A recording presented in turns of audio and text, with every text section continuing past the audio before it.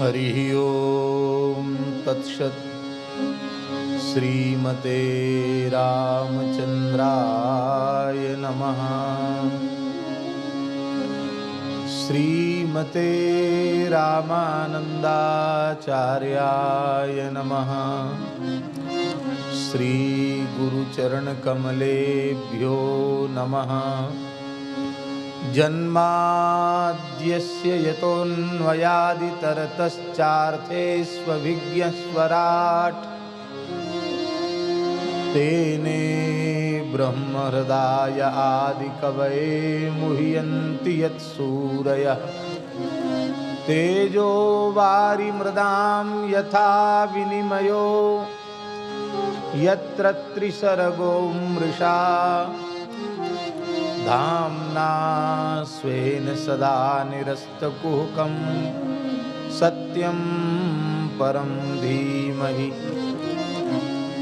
धर्मः प्रोज्झितकैतवोऽत्र परमो निर्मत्सराणां सतां वेद्यं वास्तवमत्र वस्तु शिवदं तापत्रयोन्मूलनम्। श्रीमद्भागवते महामुनिकृते किं वा परैरीश्वरः सद्यो हृद्यवरुध्यतेऽत्र कृतिभिः शुश्रूषुभिस्तत्क्षणात्। निगमकल्पतरोर्गलितं फलं शुकमुखादमृतद्रवसंयुतं पिबत भागवतं रसमालयं मुहुरहो रसिका भुवि भावुकाः। यं प्रव्रजन्तमनुपेतमपेतकृत्यं द्वैपायनो विरहकातर आजुहाव। पुत्रेति तन्मयतया तरवोऽभिनेदुस्तं सर्वभूतहृदयं मुनिमानतोऽस्मि। यस्वानुभावमखिलश्रुतिसारमेक मध्यात्मदीपमतितितीर्षतां तमोन्धं संसारिणां करुणयाः पुराणगुह्यं तं व्याससूनुमुपयामि गुरुं मुनीनां। नारायणं नमस्कृत्य नरं चैव नरोत्तमं देवीं सरस्वतीं व्यासं ततो जयमुदीरयेत्। भक्त भक्ति भगवंत गुरु चतुर नाम बपुए किनके पद बंदन किए नाशे विघ्न अनेक। बंदौ गुरुपद कंज कृपा सिंधु नर रूप हरि महामोह तम कुंज जासु बचन रवि कर निकर। गोविंद जय जय गोपाल जय जय गोविंद जय जय गोपाल जय जय। राधा रमण हरि गोविंद जय जय। राधा रमण हरि गोविंद जय जय। गोविंद जय जय गोपाल जय जय। गोविंद जय जय गोपाल जय जय।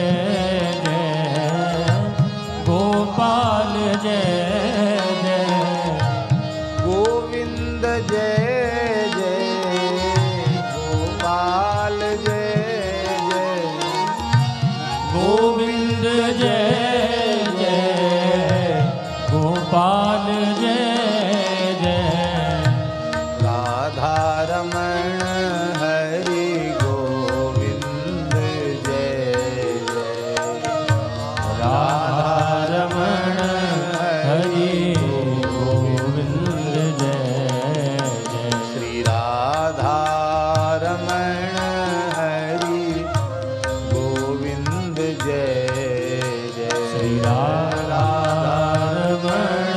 हरि गोविंद जय जय। श्री वृंदावन बिहारी लाल की जय। श्री नित्य साकेत बिहारिणी बिहारी जी महाराज की जय। श्री यमुना महारानी की जय। श्री गिरिराज महाराज की जय। श्री गिरिराज धरण की जय। श्री गोवर्धन नाथ की जय। यज्ञेश्वरी जगज्जननी गौ माता की जय। अखिल गोवंश की जय। श्री पथमेड़ा गोधाम की जय। श्री सूरश्याम गोधाम की जय। श्री जड़खोर गोधाम की जय। श्री 84 कोस ब्रजमंडल धाम की जय। पुराण पुरुषोत्तम श्रीमद् भागवत महापुराण की जय। श्री वेदव्यास भगवान की जय। श्री शुकदेव भगवान की जय। श्री राजर्षि परीक्षित जी महाराज की जय। श्री सूत सौनकादि ऋषि की जय। सद्गुरुदेव भगवान की जय। श्री श्रीश जन्म शताब्दी महामहोत्सव की जय। जय जय श्री राधे जय जय श्री सीताराम हर हर महादेव निताई गौर हरि बोल। हरिशरणम। अब बिना किसी विलंब के और किसी भूमिका के सीधे मानस जी के 5 दोहा का पाठ, फिर कथा का आरंभ। अयोध्या कांड दोहा संख्या 65 तक हो चुका है, वहां से आगे होना है। खग मृग परिजन नगर बनु बलकल बिमल दुकूल नाथ साथ सुर सदन सम परण साल सुख मूल बन देवी बन देव उदारा करी है सास ससुर समसारा कुछ किस लय साथरी सुहाई प्रभु संग मंजू मनोज पुराई कंदमूल फल अमीय आहारू अवध सौध सत सरिस पहारू छिन छिन प्रभु पद कमल बिलोकी रहियहु मुदित दिवस जिम को की बन दुख नाथ कहे बहु तेरे भय विषाद परिताप घनेरे प्रभु वियोग लवेश समाना सब मिलो कृपा निधाना अस जिय जान सुजान शिरोमणि ले संग मोहि छाड़िय जन विनती बहुत करो का स्वामी करुणामय और अंतर जामी राखिय अवध जो अवधि लगी रहत न जनी यही प्राण दीन बंधु सुंदर सुखद शील स्नेह निधान मोहि मग चलत न हुई हारी छिन छिन चरण सरोज निहारी सबहि भांति पिय सेवा करी हो मार्ग जनित सकल श्रम हरि हो पाय पखारी बैठी तरु छाई करी बाऊ मुदित मन माही समकन सहित श्याम तनु देखे, कह दुख समहु प्राणपति पेखे। सममहि तृण तरु पल्लव डासी, पाए पलोटे सब से दासी। बार बार मृदु मूर्ति जोई, लागी तात भयारी न मोही। को प्रभु संग मोहि चितवनिहारा, सिंह बधुई जिन ससक सियारा। मैं सुकुमार नाथ बन जोगु, तुम्हि उचित तप मोह कहूँ। ऐसे बचन कठोर सुनी, जो न हृदय बिलगान। तो प्रभु विषम वियोग दुख, सही नहीं पावर प्राण। अस कहि सिय विकल भई भारी, बचन वियोग न सकी संभारी। देखी दशा रघुपति जी जाना, अति राखे नहीं राखी प्राणा।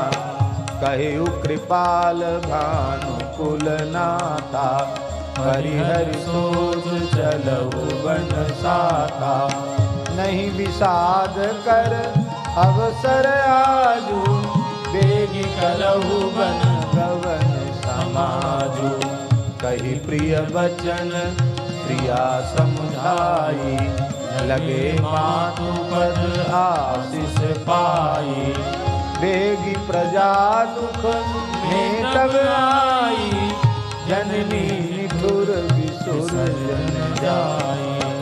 फिरहि दशा विधि बहुरी की मोरी, देखी हम नयन मनोहर जोरी। सुदिन सुघरी तात कब हुई, जननी जियत बदन विदु जोई। गौरी बच्च कही लाल कही, रघुपति रघुवर तात। कवहीं बुलाई लगाए हिय, हरसि निरख हूँगा।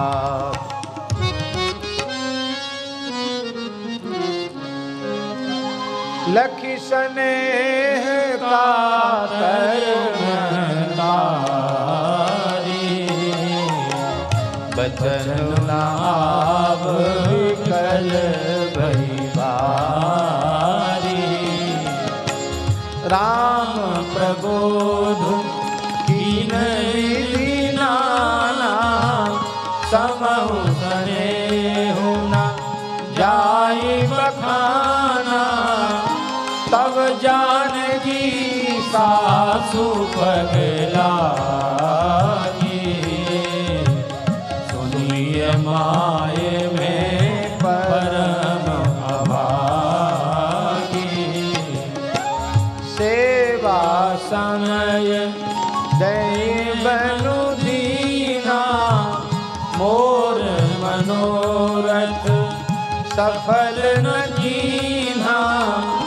तजब क्षोभ जन छाड़िए तो, कर्म कठिन कछु दोष न मोह। सुनि सिय बचन सास अकुलानी, दशा कवन विधि कहो बखानी। बारही बार लाए मुरली,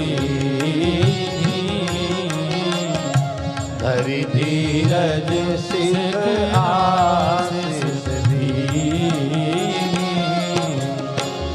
अचल हो कही बात तुम्हारा, जब लगी गंग जमुन जलधारा। जब लगी गंग जमुन जलधारा, जब लगी गंग जमुन जलधारा।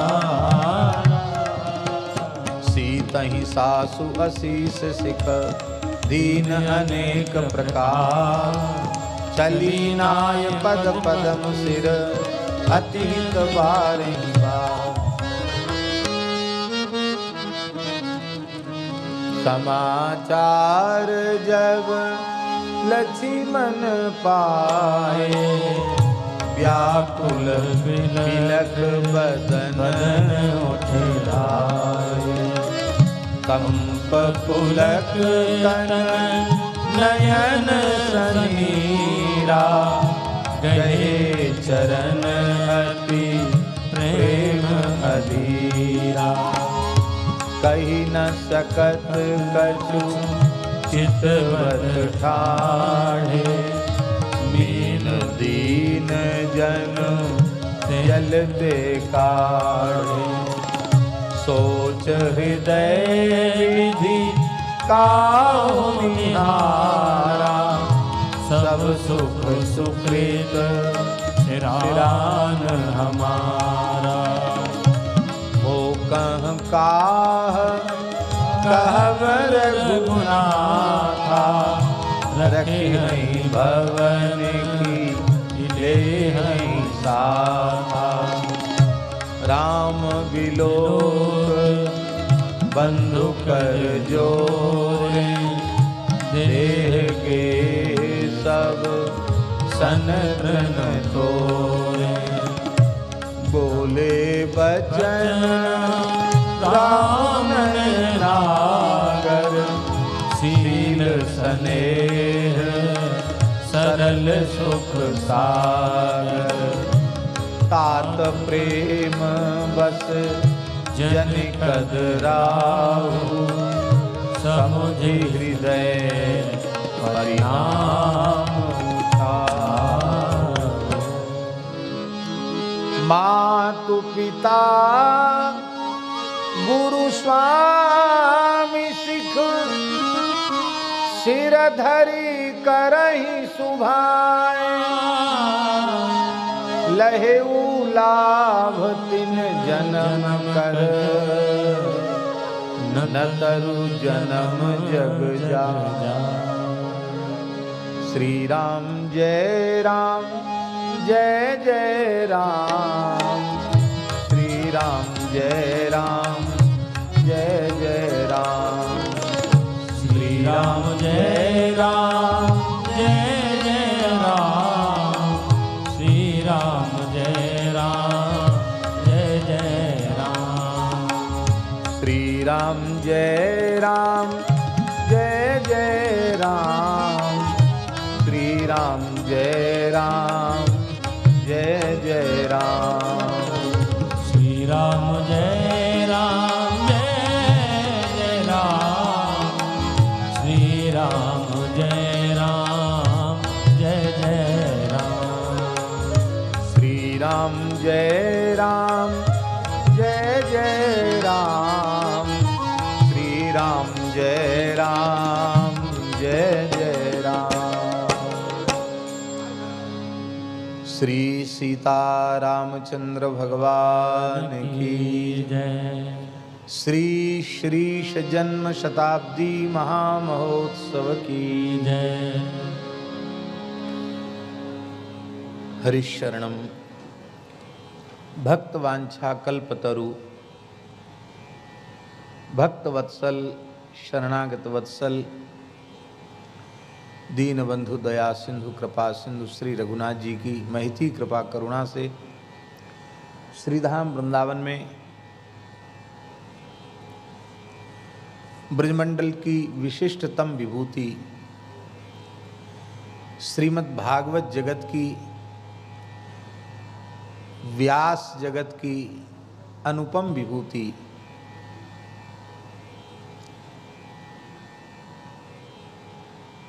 पुराणाचार्य पूज्यपाद श्री शास्त्री जी श्री श्रीश जी के जन्म शताब्दी महामहोत्सव में हम सब उपस्थित हैं।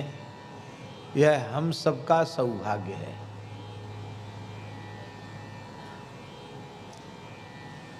संपूर्ण जीवन जिन्होंने श्रीमद् भागवत जी की उपासना की हो, और वह परंपरा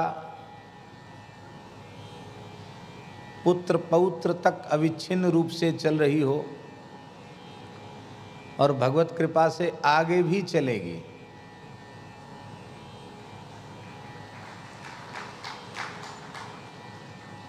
ऐसा पवित्र श्रीमद् भागवतोपासक परिवार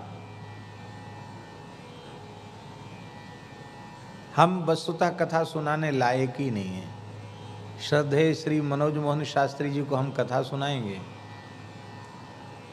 श्री अनुराग कृष्ण जी कन्हैया जी को हम कथा सुनाएंगे, और परम विद्वान परम धर्मनिष्ठ परम तपस्वी श्रद्धेय श्री ब्रह्मचारी जी के सामने बैठकर हम बोलेंगे। और सबसे बड़ी बात तो ये है कि श्री श्रद्धेय त्रिपाठी जी जैसे भारतवर्ष के वरिष्ठ विशिष्ट विद्वान, जिन्होंने कुलपति पद को भी अलंकृत किया और जिनकी गद्य पद्यमयी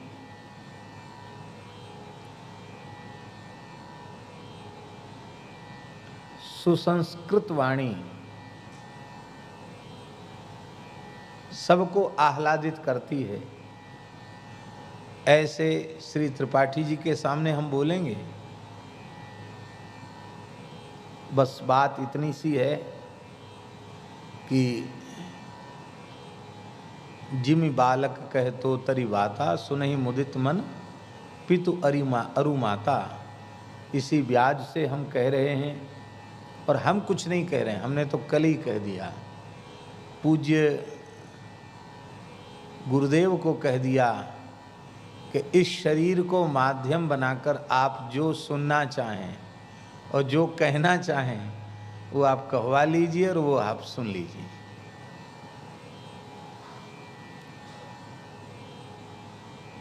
श्रीमद् भागवत महात्म्य के अनुसार सूर्योदय से सूर्यास्त तक का यह अनुष्ठान है। सूर्योदय के पूर्व ही वक्ता को अपना दैनंदिन कृत्य संक्षिप्त रूप से कर लेना चाहिए। और मध्याह्न में विराम का क्षण कितना है? मध्याह्ने घटिका द्वयम। घटिका द्वयम का अर्थ क्या है? 1 घंटा भी नहीं।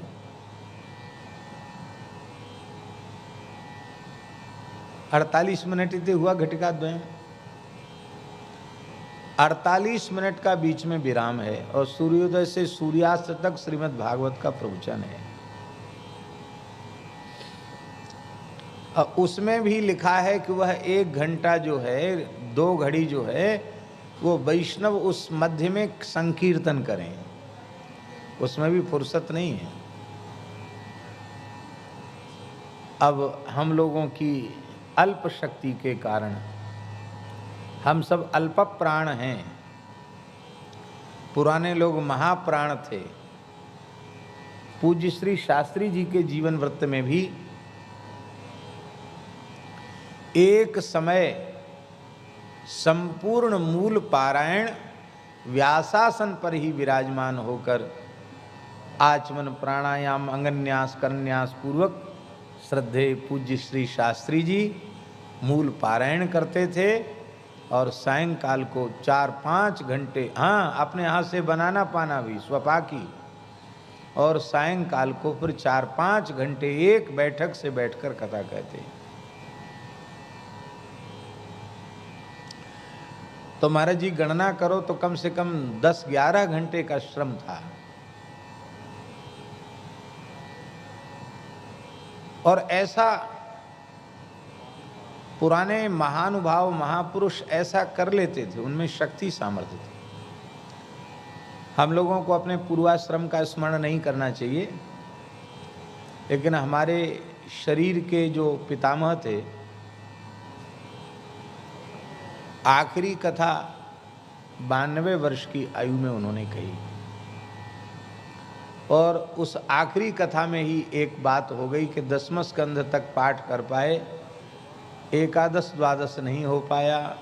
11-12 घंटे श्रम करते थे और अपने हाथ से बनाना पाना।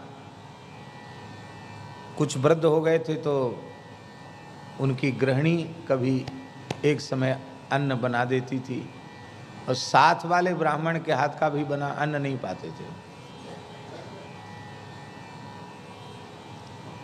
और जैसे ब्रह्मचारी जी बैठे हैं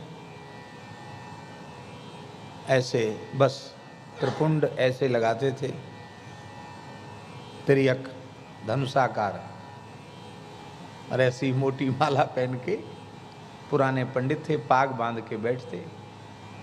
और जब आखिरी में 2 स्कंद रह गए तो बड़े दुखी हो गए, बोले हम घर में पोथी नहीं लाएंगे, पहले गांव के हनुमान जी को 2 स्कंद सुना देंगे, और फिर ब्राह्मणों का भंडारा करके बोले अब हम वृद्ध हो गए, कथा के योग्य नहीं रहे।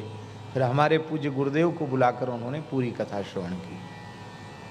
वृंदावन से बहुत महापुरुष आए थे। ये श्रीमद् भागवत वाचन की प्राचीन पद्धति रही है, उपासना, ग्रंथ की उपासना। अब अन्यथा न माने, सालों भर लगातार कथा कहने वाले भी 1 अध्याय 2 अध्याय भी नित्य पाठ नहीं करते। और यह दास का अनुभव है कि किसी भी ग्रंथ का आप नित्य पाठ करेंगे तो प्रत्येक पाठ में कोई न कोई विशिष्ट अनुभूति आपको जरूर होगी, किसी न किसी एक श्लोक पर दृष्टि आपकी जरूर पड़ेगी। और उस आनंद की अनुभूति को केवल अर्थानुसंधान पूर्वक पाठ करने वाला ही प्राप्त कर सकता है, उसे दूसरा प्राप्त नहीं कर सकता। तो ऐसी स्थिति में हम क्या कथा सुनाएंगे।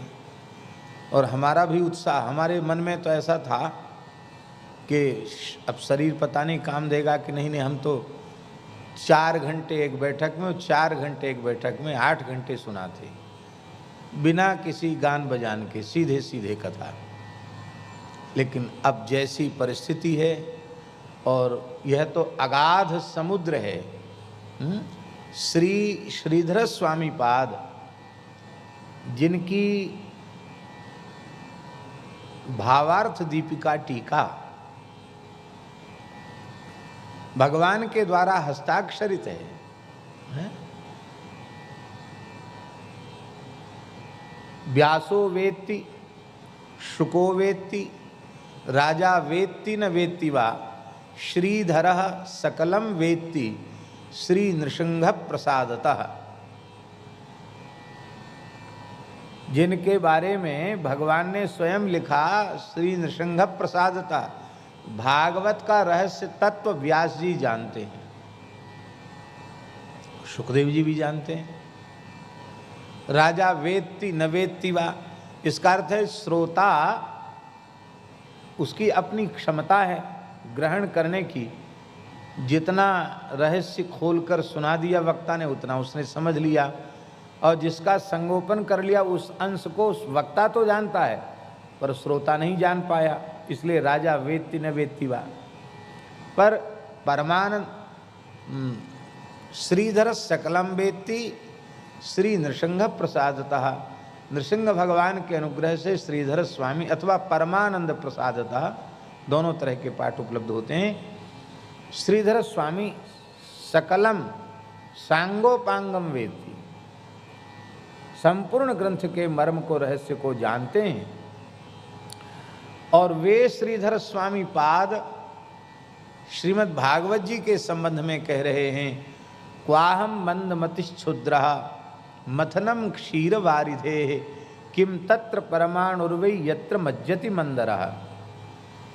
वे कह रहे हैं, कहाँ में अत्यंत मंदमति क्षुद्र, और श्रीमद् भागवत पर चिंतन करना, विचार करना, ये तो मथनम क्षीर वारिधे, ये तो क्षीर सिंधु के मंथन के जैसा है। जिस क्षीर सिंधु में यत्र खलु मंदरः मज्जति,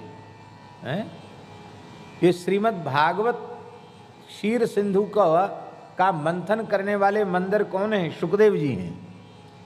सुखदेव जी भी यत्र मज्जति मंदरः, श्री सुखदेव जी भी डूब जाते हैं। महाराज जी 10वें स्कंध के उत्तरार्ध में 80वें अध्याय में, 80वें 81वें अध्याय में हमको संख्या भूल जाती है। सुदामा जी का चरित्र 80वें अध्याय में है, 81 में है। तो उसमें इति संप्रश्न संहृष्टो भगवान वादरायणी वासुदेवे भगवती निमग्न हृदयो ब्रवीत। अब निमग्न हृदय और यत्र मज्जति मंदरा, इसका साम्य हो रहा है कि नहीं हो रहा है? सुखदेव जी यत्र मज्जति मंदरा, कथा कहते कहते सुखदेव जी भी डूब गए। हमारे महाराज जी कहते थे फिर कथा कैसे शुरू हुई? डूब गए तो बोलना बंद हो गया। तो कहते उस समय बैठे हुए ऋषियों ने संकीर्तन किया, तब उन्हें पुनः स्मृति आई कि हमें आगे क्या कहना है। किम तत्र परमाणुर्वै यत्र मज्जति मंदरा। और जब श्रीधर स्वामी पाद ऐसा कह रहे हैं तो हमारे जैसे कलिमल ग्रसित प्राणी तो कुछ कहने लायक ही नहीं है, कुछ कहने के योग्य ही नहीं। हम अपने को भागवत का विद्यार्थी भी कह सकें, इस लायक भी हम अपने को नहीं समझते हैं, अनुभव नहीं करते। अद्भुत है श्रीमद् भागवत। वस्तुतः श्रीमद् भागवत ही है। और भगवान व्यास को इसके प्रणयन के बाद इसीलिए परम संतोष हुआ कि इसके आश्रय के बाद फिर किसी अन्य के आश्रय की आवश्यकता नहीं है। श्रीमद् भागवत ही जीव का परम कल्याण कर देगा। बड़ी विलक्षण बात है। अभी श्रवण नहीं किया पर सद्यो हृदयवरुध्यते त्रिकृति भी शुश्रूष भी है। अब शुश्रूषवी का अर्थ क्या है? अभी सुना तो है ही नहीं, केवल श्रवणेच्छा उत्पन्न हुई है और इतने मात्र से सद्यो हृदयवरुध्यते, भगवान हृदय में आकर अवरुद्ध हो जाते हैं। इससे बड़ी फलश्रुति और क्या हो सकती है?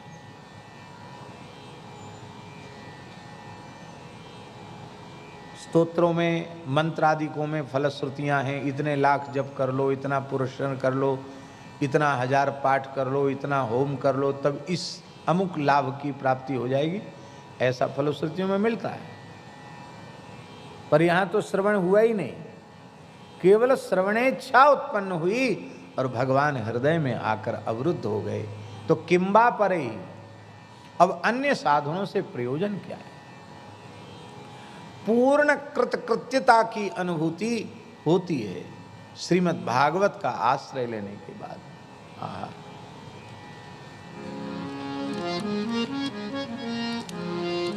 कथा का भाग तो बहुत अवशिष्ट है, लेकिन मंगलाचरण का जो पहला श्लोक है उसका सरलार्थ, संक्षिप्त अर्थ तो कहना ही चाहिए, क्योंकि कल केवल महात्म्य का संक्षिप्त स्मरण करके प्रथम श्लोक का उच्चारण मात्र कर लिया गया था। जन्माद्यस्य यतोऽन्वयादितरतश्चार्थे स्वभिज्ञ स्वराट् तेने ब्रह्म हृदय आदि कवये मुह्यन्ति यत्सूरयः तेजो वारि मृदां यथा विनिमयो यत्र त्रिसर्गो मृषा धाम्ना स्वेन सदा निरस्तकुहकं सत्यं परं धीमहि। यतः अस्य जन्मादिर्भवति, जिस परब्रह्म परमात्मा से इस जगत की सृष्टि, स्थिति और संहार, ये तीनों जिन भगवान के संकल्प मात्र से हो जाते हैं। कल पूज्य श्री रमणती वाले महाराज जी कह रहे थे कि इस जगत के प्रति निमित्त कारण तो अन्य परंपराओं ने भी ईश्वर को माना है अपने भाव से, अपने शब्दों में, लेकिन निमित्त कारण भी परमात्मा है और उपादान कारण भी परमात्मा है, ऐसा केवल भारतीय ऋषि महर्षियों ने ही माना है। इस जगत के प्रति भगवान अभिन्न निमित्तोपादान कारण है। प्रत्येक कार्य के दो कारण होते हैं, एक निमित्त और एक उपादान। जैसे घट है तो घट के प्रति निमित्त कारण है कुलाल कुंभकार, और उपादान कारण है मृत्तिका मिट्टी। और व्यवहारिक दृष्टि से देखा जाए तो निमित्त उपादान नहीं बनता और उपादान निमित्त नहीं बनता।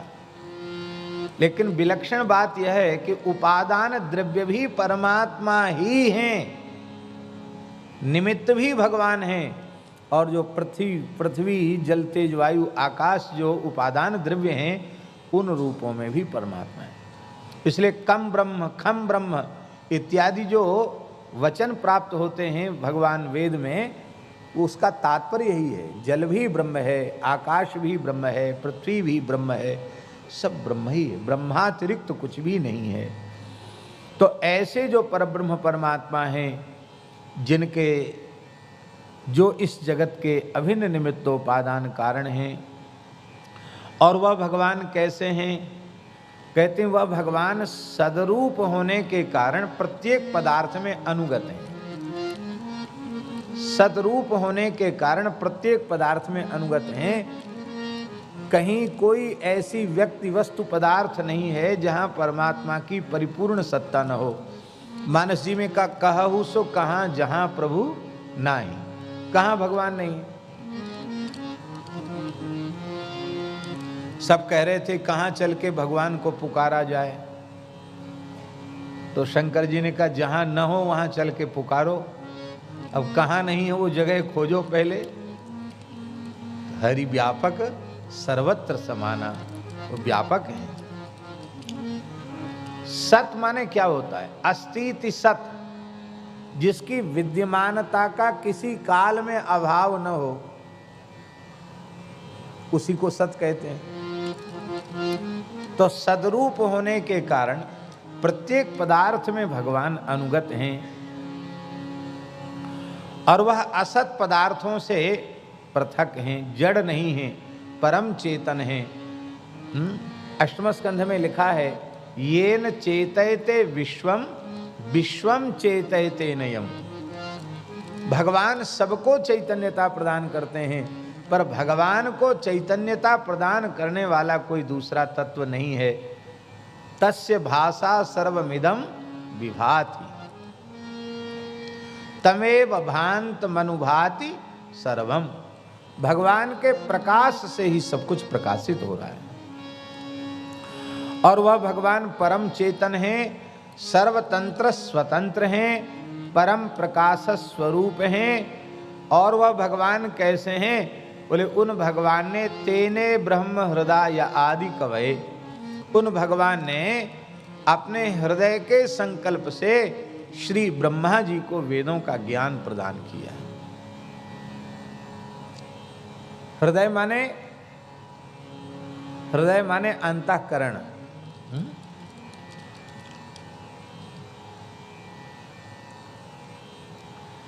अब ये संकल्प करना धर्म किसका है? संकल्प विकल्प कहाँ उत्पन्न होते हैं? संकल्प विकल्प मन में उत्पन्न होते हैं, ये मन का धर्म है। और महाराज जी, मन भी इंद्रिय है कि नहीं? मन इंद्रिय है कि नहीं? क्योंकि कर्ण को ही इंद्रिय कहते हैं, इसलिए अंतःकरण चतुष्टय को भी इंद्रिय माना गया है? इनको अंतरिंद्रिय कहा गया। पंच ज्ञानेन्द्रिय, पंच कर्मेंद्रिय और 4 अंतरिंद्रिय। मन बुद्धि चित्त अहंकार, ये भी अंतरिंद्रिय है। अब बहुत ध्यान से सुने, अंतरिंद्रियवान वह परमात्मा है,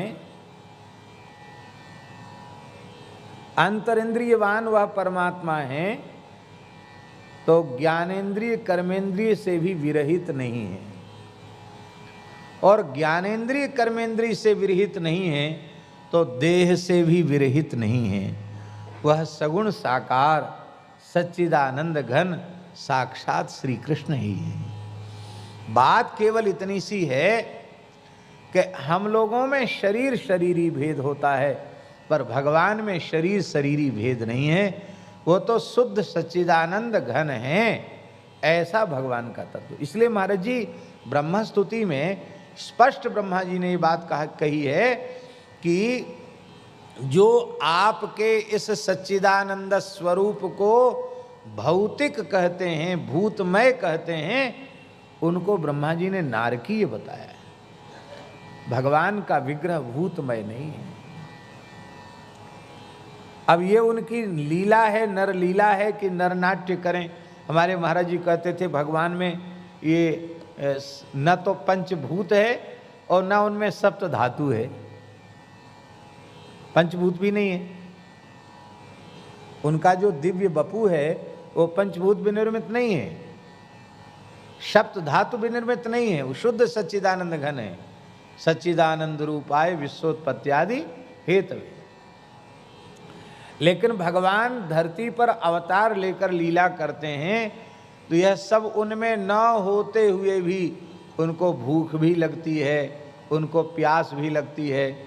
और महाराज जी ठाकुर जी लघुशंक का डोल डाल न जाएं तो नंद बाबा जसोदा मैया पहले वैद्य के पास ले जाएं, लालाए कहाँ है गए हो, खावे तो है और बताओ, यानी तो सब काम बंद कर दिए। और ठाकुर जी रोमे आंसू न निकलें तो समस्या है जाएगी। इसलिए ठाकुर जी रोते भी हैं, उनको पसीना भी आता है, उनको भूख भी लगती है और उनको प्यास भी लगती है। यह सब उनकी लीला है। उससे उनके सच्चिदानंदत्व में कहीं कोई अंतराय नहीं पड़ता। यही तो बात है। सती जी ने अंतराय समझ लिया कि अरे न सत दिख रहा है न चित दिख रहा है और आनंद तो बिल्कुल भी नहीं दिख रहा, रो रहे हैं, कहाँ से आनंद आया इनमें।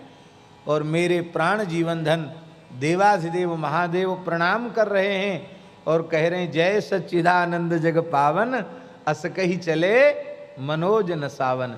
तो न सत दिख रहा, न चित दिख रहा, न आनंद दिख रहा, भोले बाबा दंडवत कर रहे हैं। क्या बात है। धन्य है भगवान का वह दिव्य मंगलमय स्वरूप है। इसलिए हम बड़ी विनम्रता पूर्वक निवेदन कर रहे हैं कि तेने ब्रह्म हृदय आदि कवे कह करके व्यास जी स्पष्ट करना चाहते हैं कि वो आकार प्रकार वाले नहीं हैं, उनकी कोई आकृति ने ऐसा मत समझना। वो कोटि कोटि कंदर्प दर्प दलन करने वाले मुरली मनोहर नंद नंदन श्री कृष्ण ही हैं, जिनका स्मरण मंगलाचरण के रूप में किया जा रहा है। भगवान श्रीमन नारायण ही हैं जिनका स्मरण मंगलाचरण के रूप में किया जा रहा है। क्योंकि तेने ब्रह्म हृदय आदि कवे, हृदय से संकल्प किया।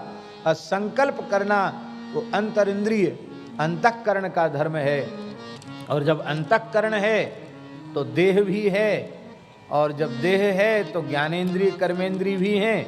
बस बात इतनी है कि वह भगवान का देह है। चिदानंदमय देह तुम्हारी, चिदानंदमय राम सच्चिदानंद दिनेशा, नहीं तह मोह निशा लवलेशा। ये भगवान का दिव्य स्वरूप है। उन भगवान ने अपने हृदय के संकल्प से ब्रह्मा जी को वेदों का ज्ञान दिया और वेद ज्ञान का आश्रय लेकर ब्रह्मा जी ने सृष्टि का विस्तार किया। अब देखिए, सृष्टि के अनादित्व को सभी ने एक स्वर से स्वीकार किया है।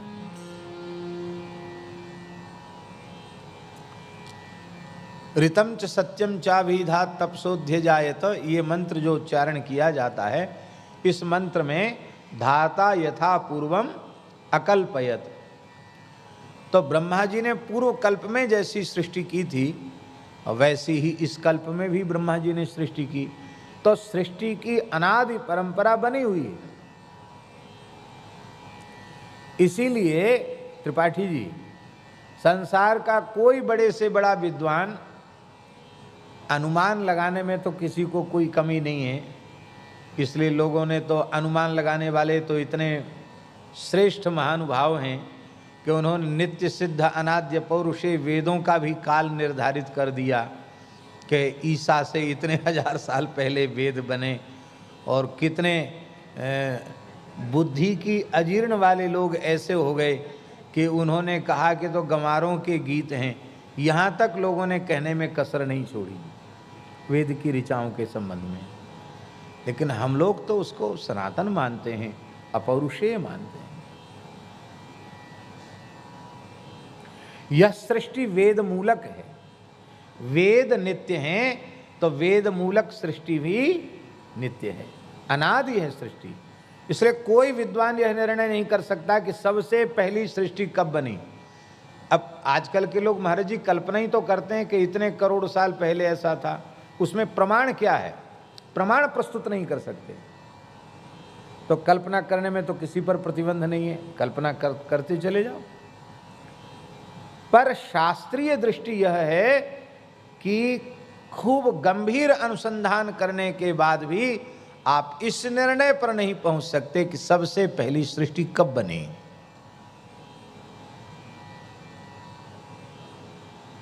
जब भी बनी हो, भगवान जाने कब बनी, लेकिन ये चल रही है उसी तरह से, इसकी परंपरा उसी प्रकार से चल रही है। तो इस वर्तमान कल्प में जो सृष्टि हुई है, इसके पूर्व कल्प में सृष्टि जो ब्रह्मा जी ने की होगी, वह भी वेद ज्ञान का स्मरण करके ही सृष्टि की होगी। तो उस कल्प में जो ब्रह्मा जी को वेद ज्ञान था, उस वेद ज्ञान का स्मरण करके वे सृष्टि विस्तार कर लें। भगवान को हर बार उनको नए सिरे से वेदों का ज्ञान देने का संकल्प क्यों करना पड़ता है? इसको श्रीधर स्वामी जी ने कहा सुप्त प्रतिबुद्धन न्याय। सोया हुआ व्यक्ति उठ करके जगता है तो सोने के पहले जो कुछ, अरे सोने के पहले की क्या चले, 10 साल पहले की बातें हम लोगों को याद हैं, उसके बीच में कितनी रातें आ गई हैं। तो सुप्त प्रतिबुद्धन न्याय से और वेदार्थ का, वेद का अनुसंधान कर लेते ब्रह्मा जी, उसका स्मरण कर लेते और सृष्टि का विस्तार कर सकते थे। भगवान को अपने हृदय का संकल्प करना पड़ा, ब्रह्मा जी को ज्ञान देना पड़ा वेदों का, क्यों? तो इसका उत्तर है मुह्यन्ति यत् सूरयः। यह ऐसा नहीं है जो सुप्त प्रतिबुद्धन न्याय से जाना जा सके। वस्तुतः बड़े बड़े शूरी भी वेदार्थ के संबंध में मोहित हो जाते। मुह्यन्ति यत् सूरयः। सच्ची बात तो यह है कि भगवान वेदात्मा है और भगवान ही अनुग्रह करें तो वेदों का परम परम तात्पर्य प्रकाशित हो सकता है, अन्यथा वेदों का तात्पर्य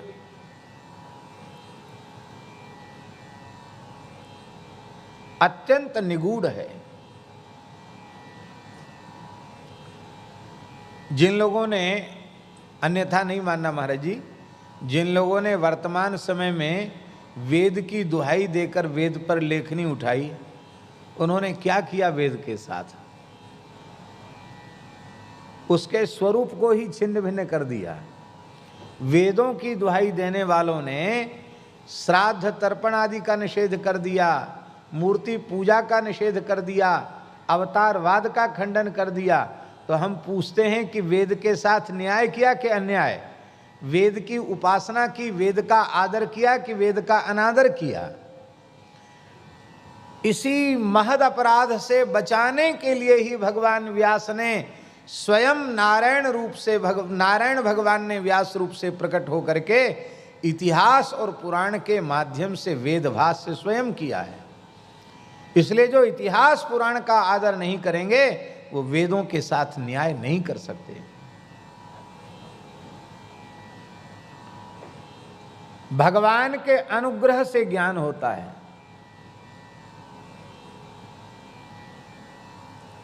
भगवान ने ब्रह्मा जी से कह दिया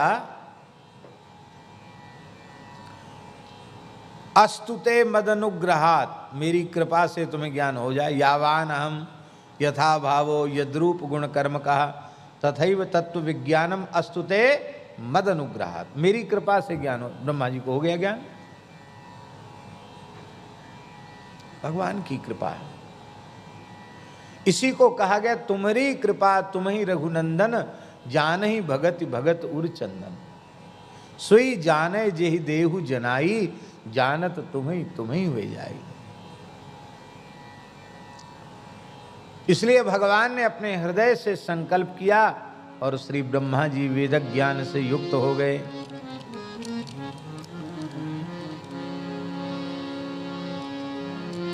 तेजोमय सूर्य की रश्मियों में जल का भ्रम हो जाता है, जल में स्थल का भ्रम हो जाता है, और ऐसे ही त्रिगुणमयी जो सृष्टि है, सत्वरजतमयी जो सृष्टि है, जागृत स्वप्न सुषुप्ति रूपा जो सृष्टि है, इसका आश्रय, इसका अधिष्ठान परब्रह्म परमात्मा है और अधिष्ठान सत्य है।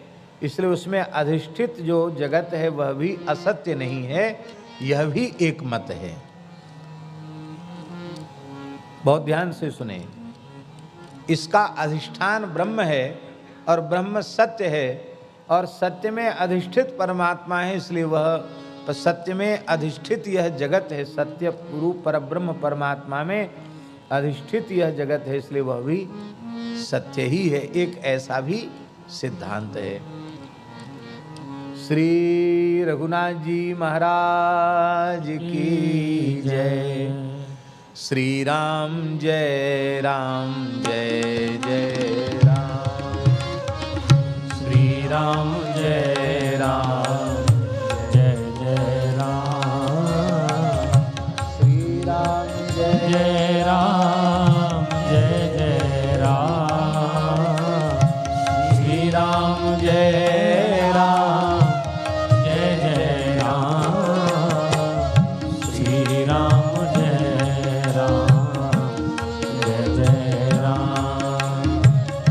श्री राम जय राम जय जय राम। श्री राम जय राम जय जय राम। श्री राम जय राम जय जय राम। श्री राम जय राम जय जय राम। श्री राम जय राम जय जय राम। श्री राम जय राम जय जय राम। श्री राम जय राम जय जय राम। श्री राम जय राम जय जय राम। श्री राम जय राम जय जय राम। हम लोग अत्यंत सौभाग्यशाली हैं। भारतवर्ष के एक विशिष्टतम विद्वान वैष्णव जगत के और आबू में श्री रघुनाथ मंदिर है, श्री वशिष्ठ जी की तपस्थली है, और वह आबू में जो श्री रघुनाथ जी विराजमान है महाराज जी, वो जगतगुरु श्रीमदाद्य रामानंदाचार्य भगवान के द्वारा प्रकटित और प्रतिष्ठित स्वरूप हैं। लगभग 750 वर्ष से भी अधिक प्राचीन स्वरूप हैं, और उस स्थान को, उस पीठ को पूज्य श्री महाराज जी अलंकृत कर रहे हैं। हम उनको दंडवत प्रणाम निवेदन करते हैं। महाराज जी ने भी जीवन भर पढ़ाए ही हैं। कितने काशी से लेके और ऋषिकेश तक, और फिर जगत गुरु श्री रामानंदाचार्य विश्वविद्यालय में जयपुर में भी पढ़ाया है बहुत लंबे समय तक। और तप स्वाध्याय इसमें निरंतर आप लगे रहते हैं। आपका मंगलमय दर्शन हुआ। धन्य है पूज्य शास्त्री जी के इस दिव्य महोत्सव में कैसे कैसे महापुरुषों का दर्शन हम लोगों को घर बैठे हो रहा। हम लोग भाग्यशाली।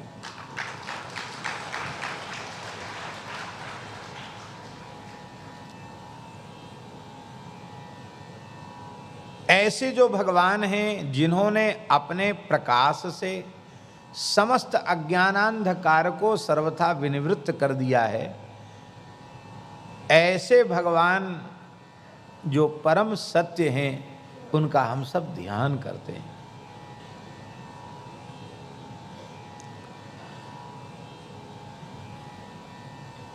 जो अविद्या माया के कार्य से सर्वथा रहित हैं, सर्वथा शून्य हैं, ऐसे भगवान के चरणों में हम प्रणाम करते हैं।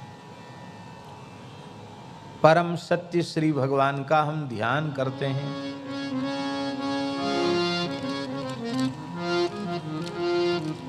अब देखिए एक विशेष बात,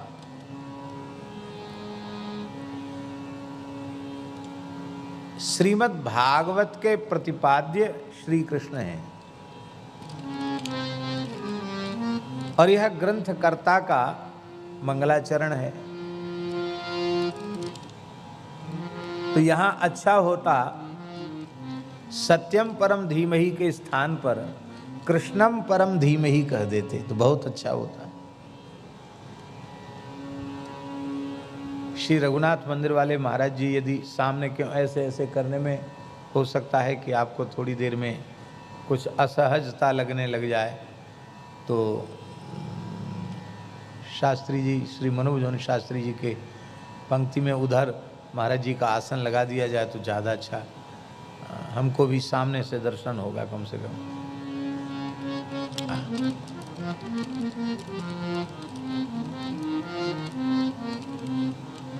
विराज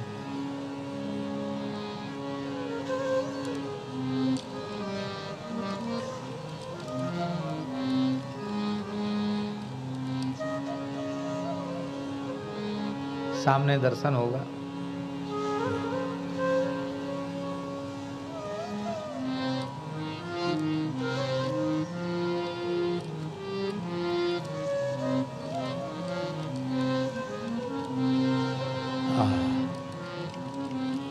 तो हम निवेदन कर रहे थे महाराज जी, सत्यम परम धीमहि के स्थान पर कृष्णम परम धीमहि कह देते त्रिपाठी जी, तो आपके छंद शास्त्र की दृष्टि से भी कहीं कोई अंतराय तो पड़ता नहीं,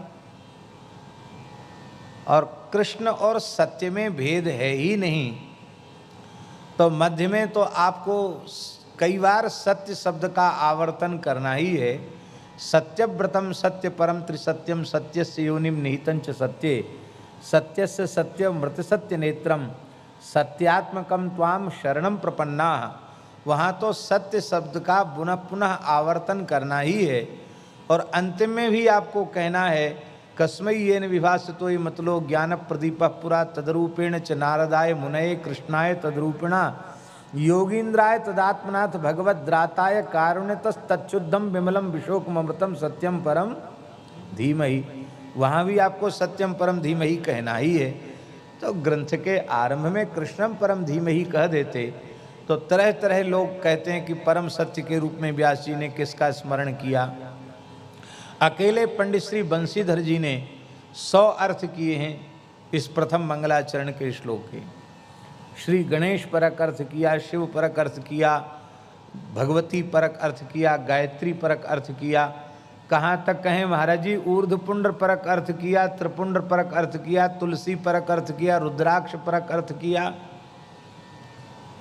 अलग अलग अवतारों के का भी अनुसंधान करके तत्त परक अर्थ भी उन्होंने किए, और यह उनका वैदुष्य है, प्रणम्य है, बहुत अच्छी बात है। लेकिन मान लो व्यास जी कृष्णम परम धीमहि कह देते तो इतना अवकाश किसी को मिलता नहीं। और यह बात तो बिना किसी संकोच के सबको स्वीकार करनी चाहिए कि मंगलाचरण में कृष्ण सत्यम परम धीमहि कहकर भगवान श्री कृष्ण का ही परम सत्य के रूप में स्मरण किया गया। उसका कारण यह है कि आप आदि में तो कुछ अपने मन से जोड़ सकते हैं, विचार कर सकते हैं, अंत में तो ग्रंथ के साथ श्री कृष्ण के अभेद को कहा गया, लेकिन मध्य में आप इधर उधर नहीं भाग सकते। मध्य में तो आपको यह अनुभव करना ही पड़ेगा, यह स्वीकार करना ही पड़ेगा कि भगवान गर्भ में विराजमान हैं देवकी माता के, और ब्रह्मादि देवता भगवान का स्तवन कर रहे हैं। तो वहाँ तो कोई संदेह का अवसर ही नहीं है, वो श्री कृष्ण का ही स्तवन किया जा रहा है।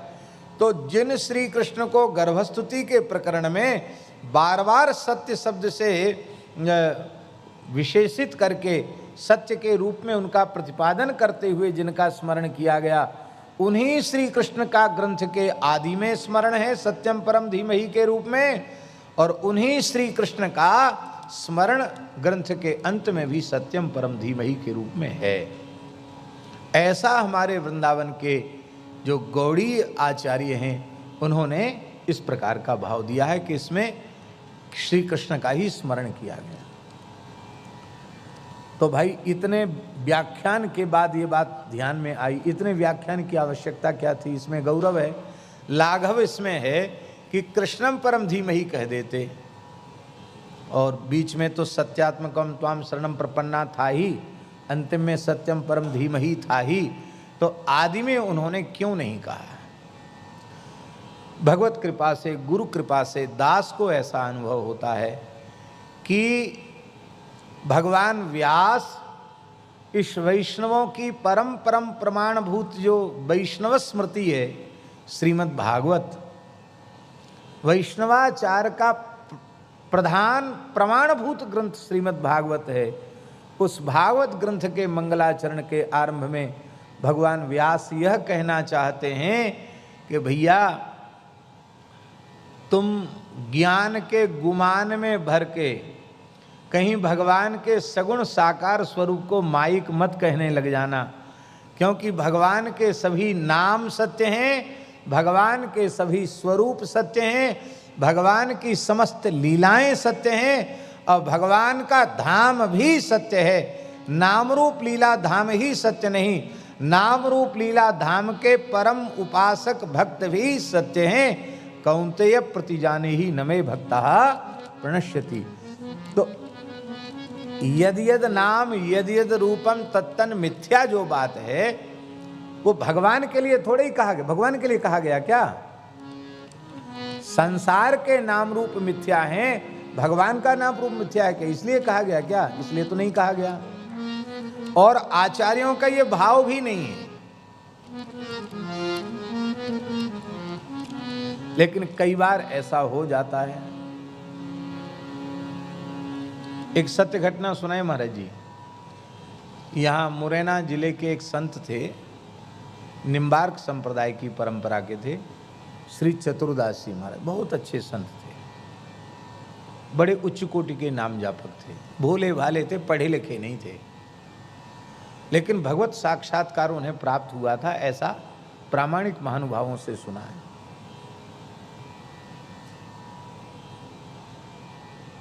तो कथा हुई, कोई प्रवचन था, लोगों ने कहा कि बाबा आप चलो प्रवचन में बैठो, तो बैठे। अब बाबा का प्रभाव ऐसा था चतुर्दास जी का कि उनके प्रभाव से महाराज जी भेड़ बकरी चराने वाले भी 1-1 लाख नाम जप कर लेते थे। खेती में जाने वाले लोग भी माला झोली लेके जाते थे, खेत पे काम करने वाले लोग भी माला झोली रखते थे। ऐसा उनका प्रभाव था।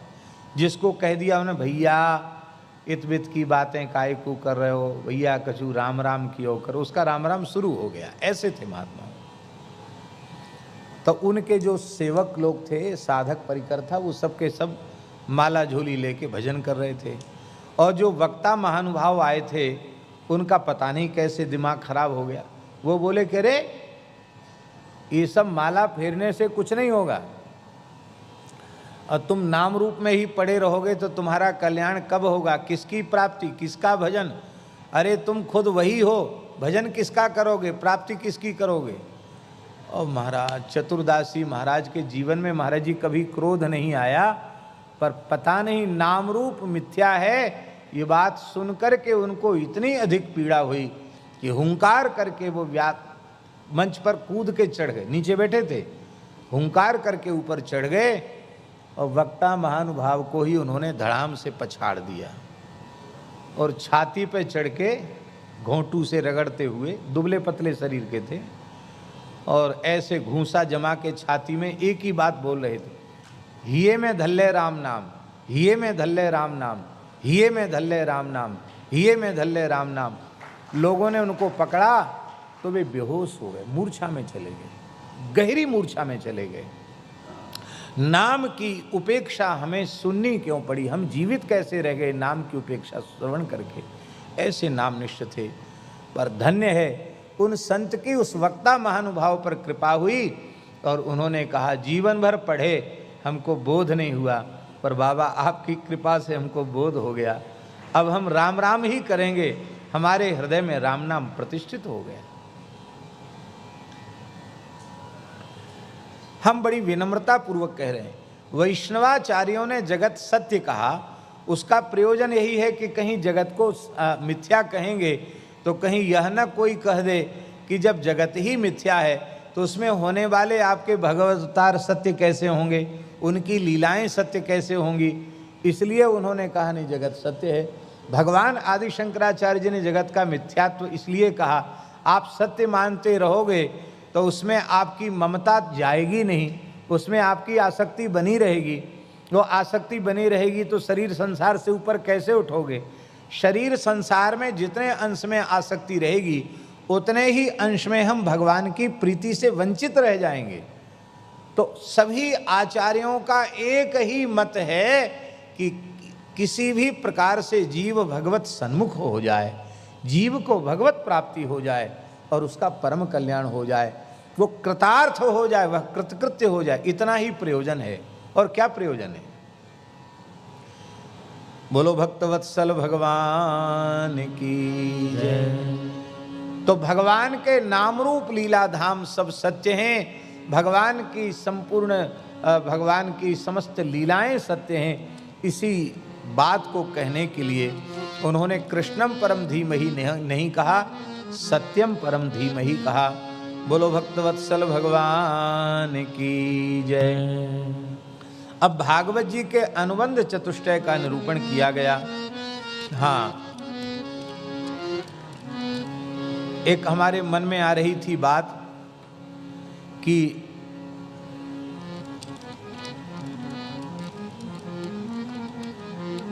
पूज्य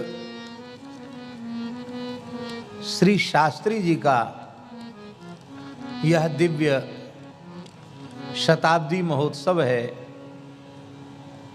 तो शताब्दी महोत्सव में गुरु जी का, दादा गुरु जी का, कन्हैया जी दादा गुरु जी कहते हैं तो उनके दादा गुरु जी का, और हम लोग गुरु जी कहते हैं तो हमारे गुरु जी का उत्सव है, शताब्दी महोत्सव है। तो इस शताब्दी महोत्सव में क्यों ना हम लोग गुरु पक्ष वाला जो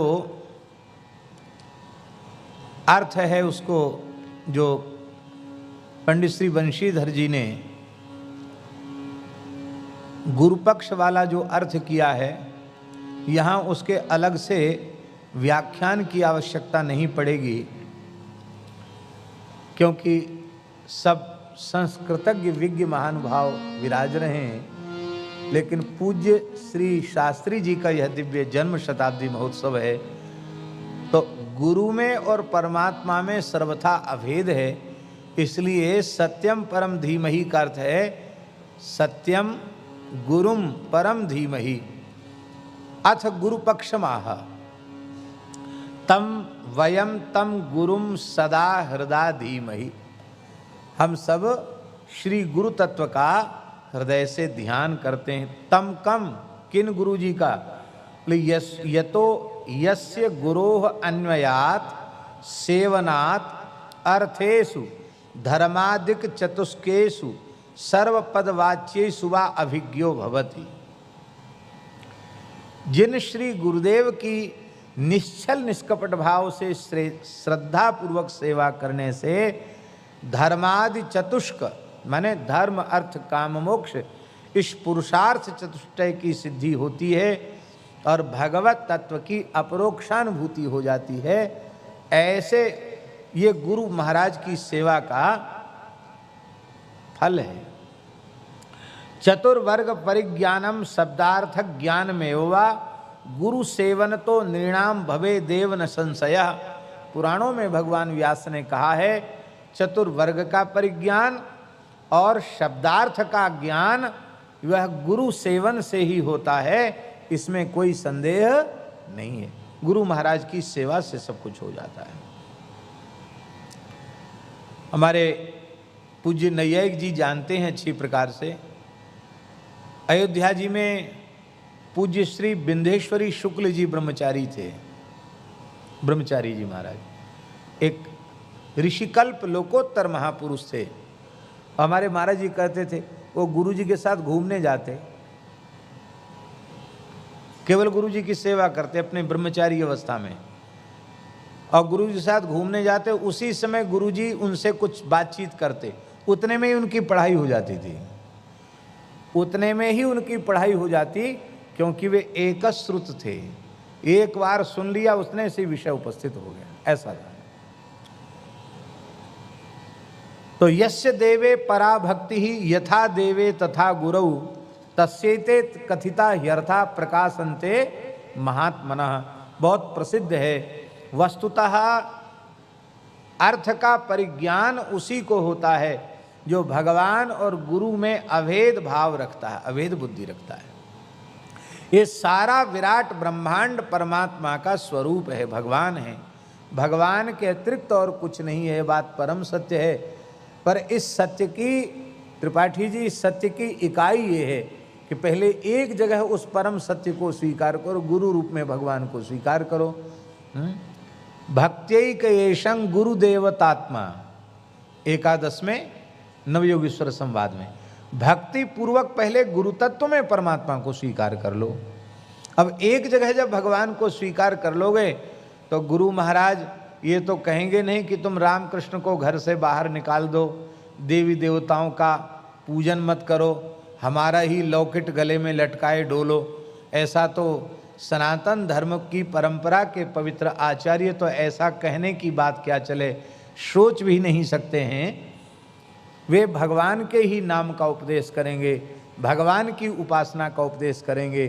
तो एक जगह भगवान की भगवत्ता को स्वीकार करने के बाद फिर भगवान में भगवान की स्वीकृति हो जाएगी, फिर भगवत विभूतियों में भगवत तत्व की स्वीकृति हो जाएगी, और जब भगवत विभूतियों में भगवान की स्वीकृति हो जाएगी तो वह मंगलमय क्षण दूर नहीं रहेगा जब जड़ चेतन जग जीव जत सकल राममय जान, बंदऊ तिनके पद कमल सदा जोरि जुगपान, सी राममय सब जग जानी करहूँ प्रणाम जोरि जुगपानी। और गुरु रूप में परमात्मा को स्वीकार नहीं किया तो आप चाहे जो कुछ करते रह जाइए, वो आपको अपने लक्ष्य तक पहुंचने में तो विलंब लगेगा ही। हमारे ब्रज की महान विभूति पूज्य पंडित श्री गया प्रसाद जी महाराज, गिरिराज जी वाले बाबा सरकार, इस बात पर बहुत अधिक जोर देते थे कि भैया जो कुछ भी मिलेगा वो केवल साधन से नहीं मिलेगा, साधन तो कालक्षेप है। सच्ची बात है, पहले यह स्वीकार कर लो सरल हृदय से, गुरु साक्षात परब्रह्म, बस ये हृदय से स्वीकार कर लो, फिर अपने आप सब कुछ प्राप्त हो जाएगा। और वो कहते नहीं थे महाराज जी ऐसा, श्री स्वामी पूर्णानंद तीर्थ श्री उड़िया बाबा जी को उन्होंने प्रत्यक्ष परब्रह्म का स्वरूप ही माना है। आप बताओ उड़िया बाबा जी महाराज का कितने दिन तक उन्होंने निकट रहकर सेवन किया, लेकिन पूज्य बाबा जी की जितनी कृपा पंडित जी पर थी उतनी कृपा दूसरे किसी पर नहीं। गुरु कृपा को पूरी तरह पंडित जी ने आत्मसात किया।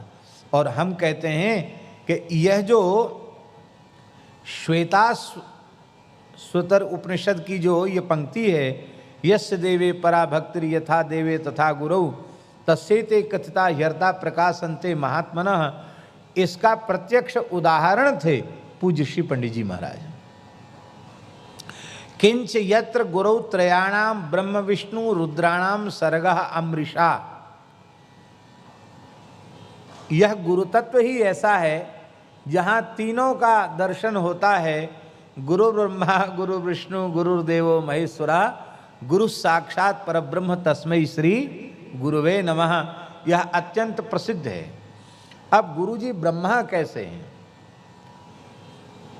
इसको इस भाव में आप लोग मत ले जाना कि हम ब्रह्मा जी की, विष्णु भगवान की या शिव जी की महिमा को कुछ कम कर रहे हैं, ऐसा सोचना भी नहीं स्वप्न में। पर प्रतिपाद्य विषय है गुरु तत्व का निरूपण और सत्यम परम धीमहि इस मंगलाचरण का गुरुपरक अर्थ, इसका निरूपण यही प्रयोजन है। इस प्रयोजन की ओर आप ध्यान दें। ब्रह्मा जी सृष्टि उत्पन्न तो करते हैं, पर उनकी उत्पन्न की गई सृष्टि अनेक प्रकार की आधि व्याधि से भी युक्त होती है और अंत में वह नष्ट भी हो जाती है।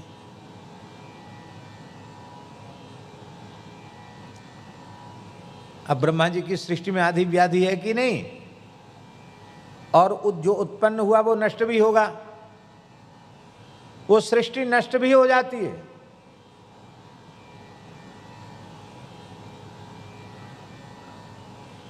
वो सृष्टि नष्ट भी हो जाती है। तो ब्रह्मा जी का काम पक्का नहीं हुआ, कच्चा हुआ। उत्पन्न होवे और फिर नष्ट हो जाए तो काम कच्चा है कि नहीं, और आधि व्याधि से युक्त हो जाए, ये भी एक दोष तो है ही है। पर गुरु महाराज की कृपा से शिष्य के अंतःकरण में जिन पवित्र संस्कारों की सृष्टि होती है, जिस ज्ञान वैराग्य और भक्ति की सृष्टि होती है, उसमें कभी कोई आधि व्याधि आती नहीं है, और वह उत्पन्न होने के बाद कभी नष्ट होता नहीं है। इसलिए ब्रह्मा जी से भी उत्कृष्ट हैं गुरु जी, हैं? माने ब्रह्मा जी का काम, शास्त्री जी सीधे साधे शब्दों में, ब्रह्मा जी का काम कच्चा और गुरु जी का काम पक्का। गुरु ब्रह्मा गुरुर विष्णु, भगवान पालन करते हैं, इसमें कोई संदेह नहीं। संत मलुकदास जी का दोहा है, राम झरोखा बैठ के सबका मुजरा ले, जाको जैसी चाकरी वाकू वैसो ही दे। अजगर करे न चाकरी, पंछी करे न काम, दास मलु का यूं कहें सबके दाता राम। सबको देते हैं, देते तो हैं सबको, पर कितने लोगों की हालत ऐसी है कि खाने की सामर्थ्य बहुत है और पदार्थ भी उनके पास बहुत हैं, योग्यता बहुत है, पर डॉक्टरों ने कह दिया कि खाओगे तो मर जाओगे, मत खाओ, खाओगे तो मर जाओगे। खाने की शक्ति बहुत है पर खा नहीं सकते। अब कितने ऐसे हैं उनकी खाने की शक्ति बहुत है, उनको खाने कोई नहीं है। तो पोषण में भी विषमता है, पर श्री गुरुदेव भगवान अपने वचनामृत से जब पोषण करते हैं तो उसमें किसी शिष्य के प्रति भेद होता नहीं है। जैसे मेघ बरसते हैं तो समान भाव से सब पर बरसते हैं, ऐसे ही गुरु कृपा से प्राप्त जो पोषण है वो विषमता से सर्वथा शून्य है। वहाँ सबको एक जैसा ज्ञान वैराग्य और भक्ति का पोषण दे करके उन्हें पुष्ट किया जाता है।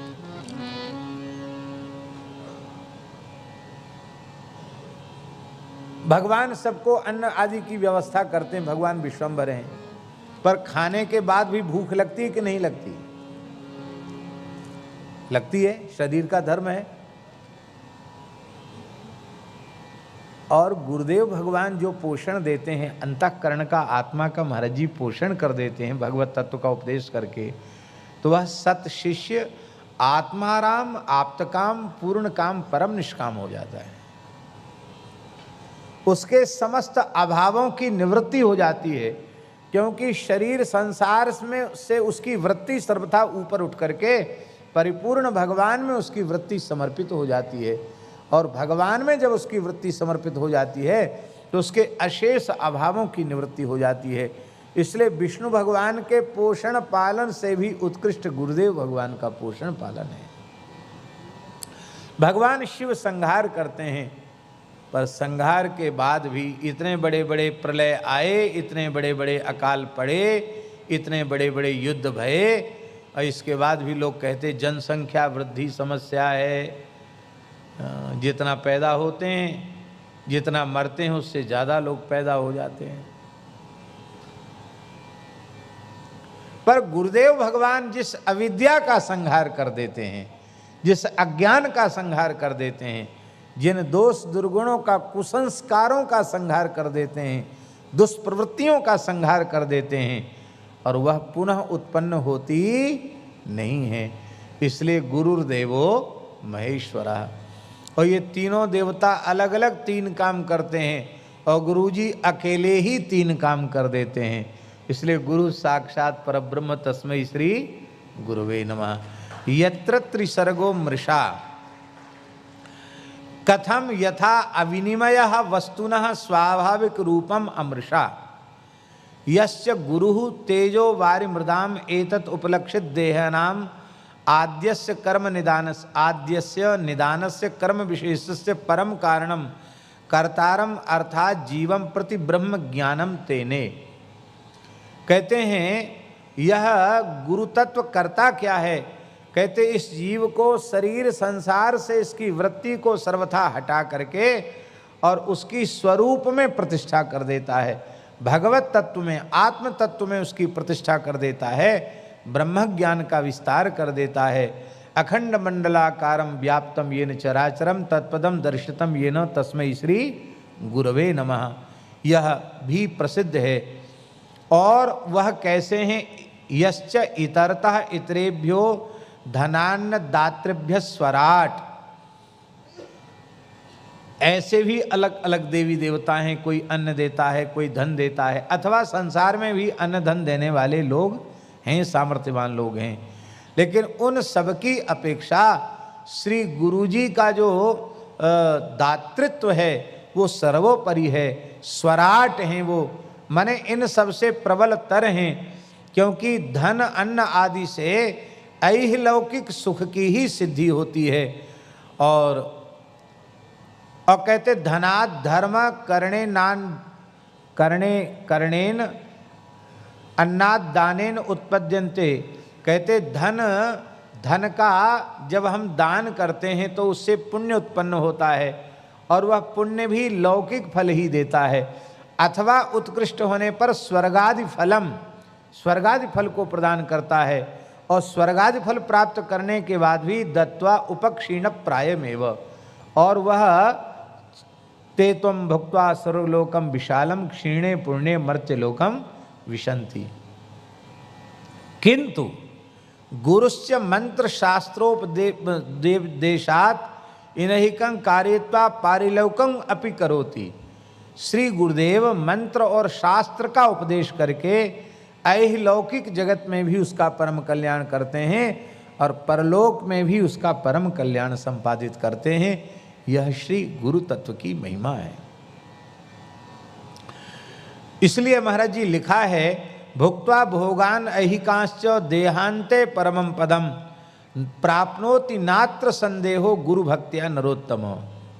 आदि पुराण का यह वचन है।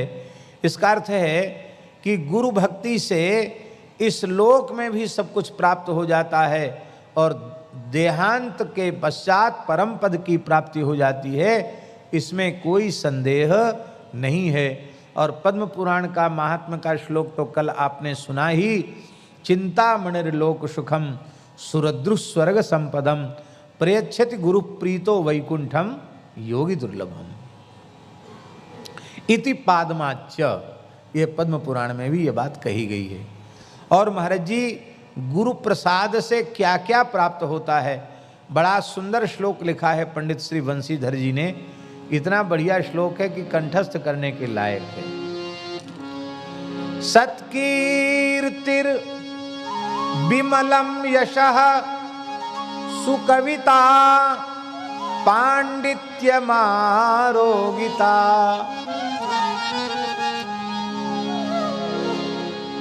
वादे वाक्पटुता कुले चतुरता गांभीर्यमक्षोभिता प्रागल्भ्यं प्रभुता विधौ निपुणता यस्य प्रसादेन वै तं वन्दे शिवरूपिणं निजगुरुं सर्वार्थ सिद्धिप्रदम्। हाँ।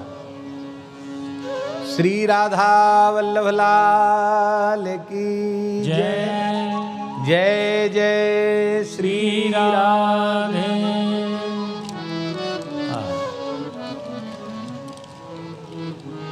सत्कीर्ति ही उत्तम कीर्ति प्राप्त होती है गुरु कृपा से, गुरु जी के सेवन से।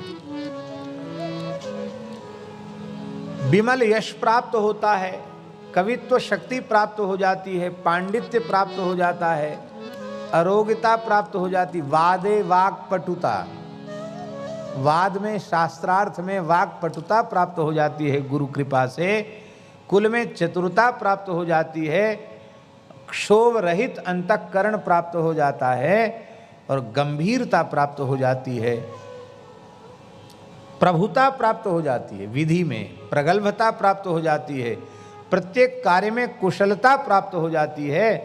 ऐसे भगवत स्वरूप शिव स्वरूप जो गुरु हैं, जो सर्वार्थ सिद्धिप्रद हैं, उनके चरणों में हम प्रणाम करते हैं, उनके चरणों में हम वंदन करते हैं।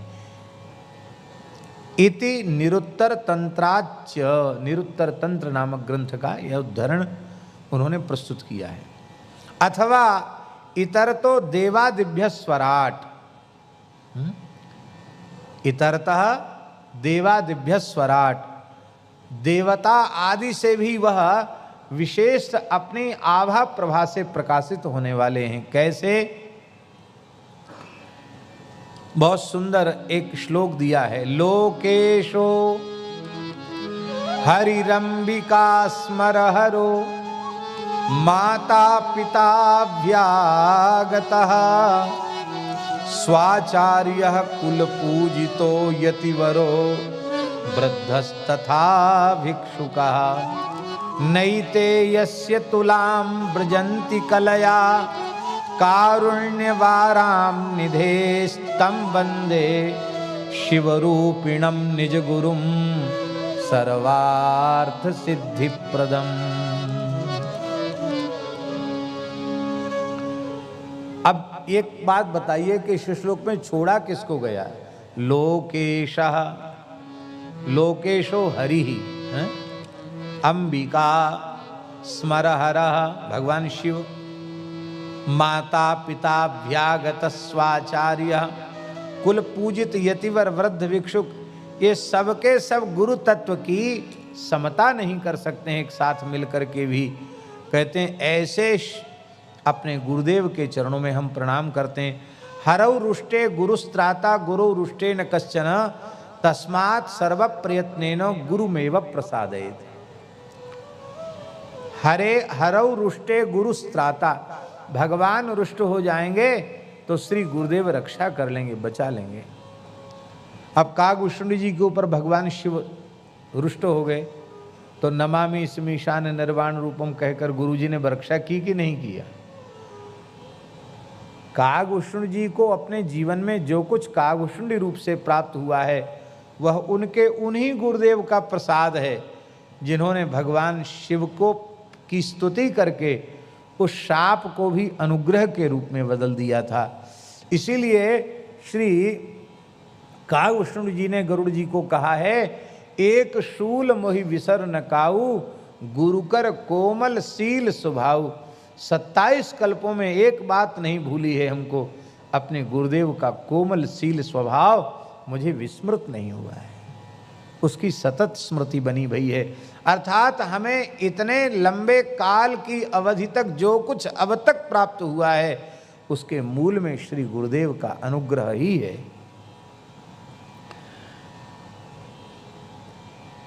पुनर्यस्य गुरोः अन्वयात् संबंधात् स्वेन स्वस्वकीये धनेपि चेति कोशात् स्वेन अर्थात शिष्येण निरस्तम विवेक त्यक्तम शास्त्रम दृष्ट्वा कुहकम अज्ञान लक्षणम आदि नाश्यते स्म।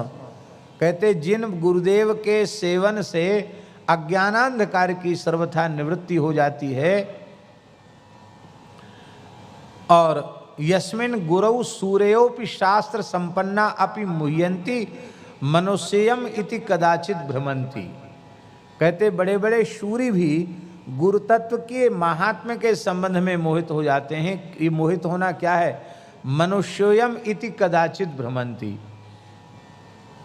इसलिए नमर्त्य बुद्धिया सूये तो नर सर्वदेव मयो गुरु। मरण धर्मा मनुष्य उन्हें न माना जाए। गुरौ मनुष्य बुद्धिर भ्रम एव। गुरु तत्व में मनुष्य बुद्धि वस्तुतः भ्रम ही है।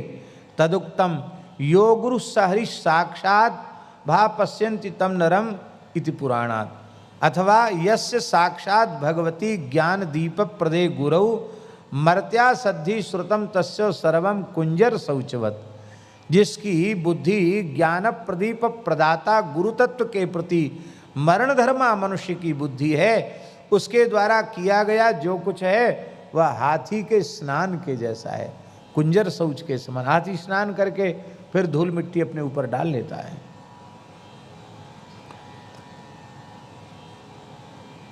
किम भूतम गुरुम, बोले धामना तेजसा सत्यम ब्रह्म स्वरूपम।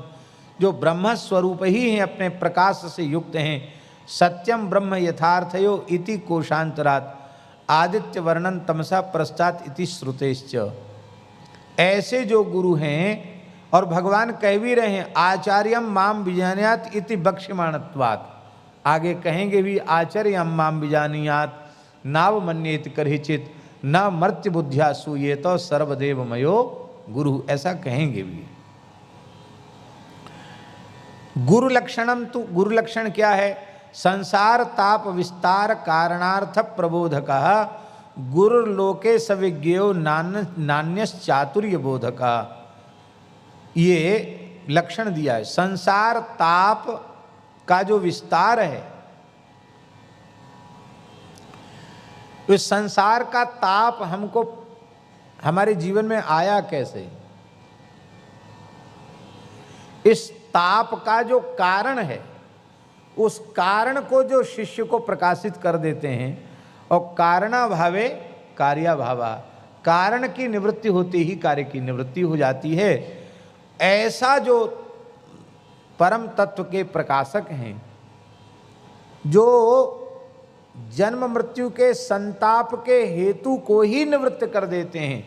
त्रिविध ताप का जो मूल कारण अज्ञान है, उस अज्ञान को ही निवृत्त कर देते हैं। उन्हीं को वस्तुतः गुरु कहा जाता है। नान्यः चातुर्य बोधकः, केवल संसार की चतुराई सिखा देने वाले को ही गुरु नहीं कहा जाता है। ब्रह्म वैवर्त में लिखा है यस्यास्याद्यस्य विशति मनुश्रोत्रम द्विजोत्तम स एव तद्गुरुर्ज्ञेयो न मालादि प्रदो गुरु। ब्रह्म विवर्त में लिखा है कि जो मंत्र का उपदेश सत्पात्र शिष्य के कर्ण में करता है और उसको मंत्रोपदेश करके इष्ट स्वरूप की प्रतिष्ठा उसके अंतःकरण में कर देता है, उसी को गुरु कहते हैं। वस्तुतस्तु गृणाति तत्वम इति गुरु। गृणाति उपदिशति, जो तत्व का उपदेश करता है उसी को गुरु कहते हैं। वदन्ति तत्तत्वविदस् तत्वम यज्ञानमव्ययम् ब्रह्मेति परमात्मेति भगवान इति शब्दते। उस परम तत्व का जो उपदेश करता है उसी को गुरु कहते हैं। अथवा यदवा आचार्योपि गुरुर्मुख्य एव तम धीमहि इति योज्यम। अथवा गुरु इतरतः पित्रादिभ्य स्वराट श्रेष्ठः, गुरु पिता आदि से भी श्रेष्ठ है। आपस्तंभ नाम के ऋषि ने कहा है आचार्य श्रेष्ठो गुरुणाम सही विद्यास्तम जनयति तत्श्रेष्ठम जन्म शरीरमेव माता पितरौ जनयतः श्रियत स्वभावम सर्वयोनि सुलभम प्राकृतम मलजम शरीरम इति तल्लक्षणम। कहते माता पिता जिस शरीर को उत्पन्न करते हैं वह विनाशी है, मलयुक्त है, रोगादि आदि व्याधि से युक्त है। किंतु सद्गुरु भगवान कृपा करके जो दिव्य भगवत पार्षद स्वरूप प्रदान करते हैं, सिद्ध स्वरूप प्रदान करते हैं, वह सब प्रकार की आदि व्याधि और विनाश से वो सर्वथा रहित है। इसलिए गुरु तत्व को ही सबसे श्रेष्ठ कहा जाता है। महाराज जी कर्मकांड के ग्रंथों में जो भूत शुद्धि भू शुद्धि आदि जो है उसमें क्या है, वो वही है एक दिव्य साधन में दिव्य देह का संपादन करना और उससे फिर मंत्र जप आदि करना, यही तो है। तो वह भी गुरु कृपा से ही तो प्राप्त होती है। वो विधियां, शास्त्र की विधियां उन्हीं की कृपा से प्राप्त होती हैं। और आचनोति च शास्त्रार्थम आचार्य स्थापित्यपि, ये तो स्पष्ट है ही है। उपनीयतु यस्य शिष्यान् वेद मध्यापये द्विजा सकल्पम सहरस्यंच तमाचार्यम प्रचक्षते, उसको भी आचार्य कहते हैं जो उपनयन संस्कार कराने के बाद षडंग वेद का उपदेश करता है। अथवा गिरिति तत्वोपदेशेन संसारम इति गुरु, दो तत्व के उपदेश से संसार का नाश कर दे वो गुरु है। गिरिति ही द्विषंतम पापमानम इति श्रुते है। महावाक्यार्थ विचारस्तु पदार्थ विचार मृते न संभवति, पद पदार्थ ज्ञानम तो शास्त्रोपदेष्ट्री गुरुत एव जायते। पद पदार्थ का विवेक गुरु उपदेश से ही उत्पन्न होता है, इसलिए उन गुरुदेव का हम ध्यान करते हैं। हमने महाराज जी गुरुजनों से सुना है कि संपूर्ण श्रीमद् भागवत का उपदेश श्री सुखदेव जी ने परीक्षित जी को किया, लेकिन अंत में जब उन्होंने कहा त्वम तु राजन मरिष्येति पशुबुद्धि मिमाम जहि, और जब यह आदेशात्मक वाक्य कहा तो गुरु कृपा से उनकी पशुबुद्धि सर्वथा विनष्ट हो गई और उन्होंने कहा प्रविष्टो ब्रह्म निर्वाणम यवयम दर्शितम त्वया, ये उन्होंने कहा। तो यह गुरु कृपा से ही होता है, केवल अपने पुरुषार्थ से नहीं होता है।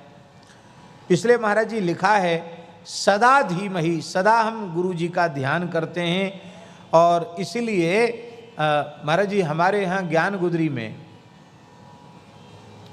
जो श्री रामानंदाचार्य जी ने कबीर जी को उपदेश दिया, पुराने साधु महात्मा पाठ करते रहे हैं, तो उसमें ये बात आई है, प्रथम ध्यान गुरु का कर भाई, तन मन प्रेम से सूरत लगाई। प्रथम ध्यान गुरु का कर भाई, तब सूरत फिर शब्द में दीजिए, निर्गुण सरगुण सब लख लीजिए। पहले गुरुदेव का ध्यान। अब बोले रोज ध्यान नहीं कर सकते, रोज सेवा नहीं कर सकते, रोज पूजा नहीं कर सकते, तब बोले सदा ध्यानार्चनाद्यभावे तूत्सवाद्यवसरे तदभावे प्रतिवर्ष माषाढ़्याम पूर्णमायाम त्ववस्मेव गुरु पूजनम विधेयम। रोज पूजन करना चाहिए, बोले रोज तो हो नहीं पाएगा, न रोज ध्यान हो पाएगा, न पूजन हो पाएगा।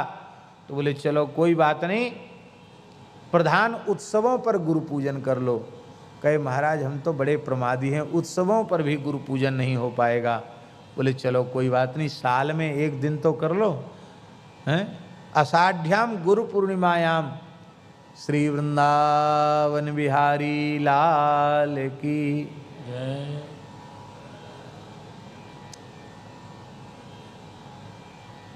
श्री नैयायी गुरु जी कृपा करके पधारे हैं, हम उनको प्रणाम करते हैं।